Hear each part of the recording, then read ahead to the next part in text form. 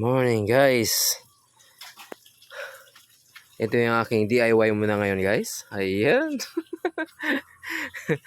Tape muna, tape. Kasi nga yung mga bracket na in-order ko is galing pa ng Hong Kong. So natagalan. At kailangan ko itong i-try kasi nga 7 days return lang to.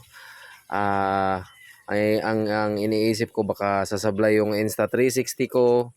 Ayan, so kailangan ko siyang tanggal na yung tape guys. Kailangan ko siyang i-try, kailangan ko siyang subukan. Ayan, para at least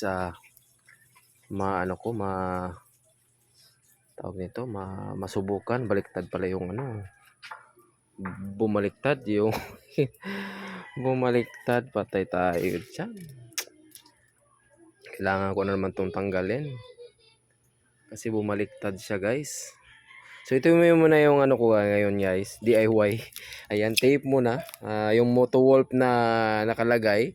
Kaso hindi pala siya fit dito sa Insta360 na handle. Kaya nilagyan ko ng tape, nilagyan ko na lang balot ng plastic para hindi siya magkakadikit yung yung adhesive. So lagyan ko ng tape para at least okay naman din, yan okay naman din. So itatry ko ngayon mag ride with my Insta360. First subukan kong mag-capture ng 360 at i-navigate ko kung paano gamitin yung Insta360 kasi ang sabi nga nila napakahirap yung editing nito. So ito yung gusto kong ma-try ngayon at gusto kong subukan kasi nga hindi ko pa na-try So magiging first time to.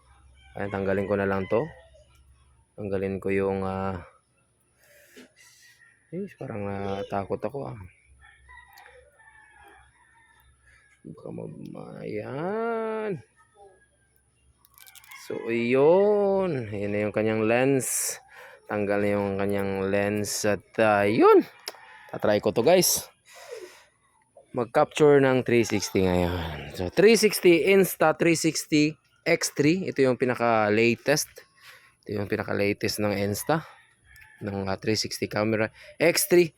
Kaya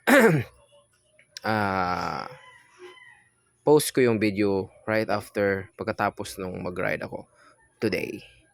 Thank you very much guys. At thank you for always supporting sa ating mga ginagawa araw-araw at sana ay na-inspired kayo sa aking mga ginagawa guys talagang aksaya ako ng panahon dito guys para ma-share ko araw-araw yung mga ginagawa ko.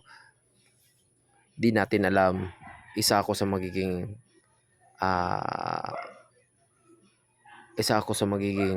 success nyo guys pag nakita nyo yung mga ginagawa ko. So yan lang muna guys at maraming salamat sa inyong patuloy na suporta. Team Friends Baker, sa mga hindi pa nakapag-follow, alam na. Thank you!